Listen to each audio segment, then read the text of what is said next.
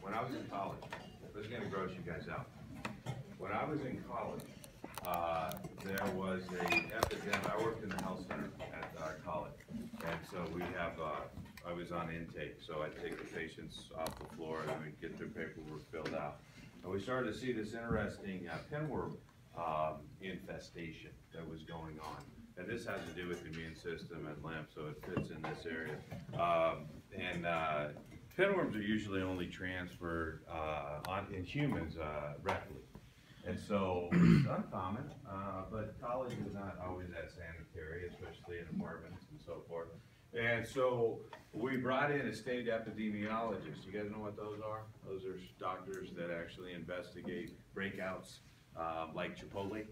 A couple of months ago, Chipotle had some kind of E. coli something going on, and they bring in epidemiologists to actually try to figure out where it came from. What is it? Is it in the lettuce or the peppers, or what is it? Where did it come from? And so that we can't have these outbreaks and have people getting sick all over the country. Well, so we had these pinworm infestations, and we brought in an epidemiologist, and he started looking at all the patients and the data and put it up on the big board and we isolated it down to one apartment complex. It was about a mile off campus.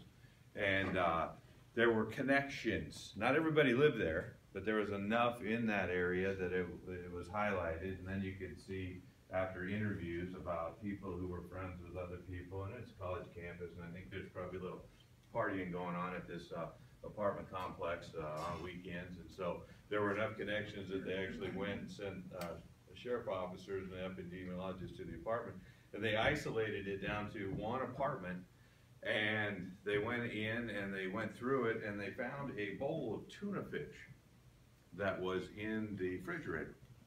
And here's what these young men did, is these young men were fresh from home and away from their moms and dads for the first time, and so they put tuna in a bowl with mayonnaise, and they would mix it up.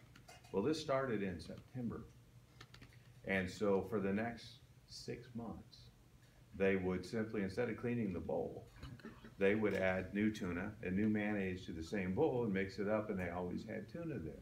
Well, one of them brought back pinworms from a Christmas vacation and was probably scratching his butt making tuna, and then somebody walked by, hey, you want a tuna sandwich? Sure, come on in. They had tuna they were making up. And it's the pinworm infestation. Isn't that just disgusting? All right, the point is that our immune system is supposed to take care of that. Because in the health center where I was working, guess what was coming back high on the board right here? And I'll leave you that on the break. What do you think was elevated on the CBCs of these pinworm patients off of this? Anybody know? Eosinophils. And it wasn't allergy. It was eosinophils, because they all have parasitic formulas. All right. So what I'm saying is, we're talking about bacteria on your counters and things at home when you're eating.